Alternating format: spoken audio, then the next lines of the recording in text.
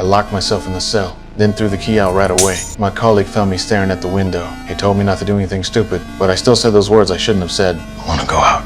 But no one who said those words ever survived. Turns out, humans in the future world live 1,500 meters underground. There's a special rule here. Anyone who says the words "go out" gets forced to the surface. Everyone who went to the surface before died from the toxins in the outside world. But I said those forbidden words without hesitation because of my wife's mysterious death 3 years ago. That day, my wife shouted in the cafeteria, "The outside world is actually full of birds and flowers. The ruins everyone sees on the screen were images deliberately altered by the leaders. The purpose was to imprison people here, but seeing no one reacted at all, she shouted those forbidden words. I want to go out!" So, as the sheriff, I had to personally send her to the surface world. The bunker residents watched through live broadcast as Allie went outside. She wiped the bunker's camera with wool. She excitedly thought the outside world was livable, but she collapsed after just 2 steps. People's hopes were crushed once again. However, only I knew my wife told me before leaving. If the outside world was livable, she would turn back to wipe the camera. So her death must have another reason.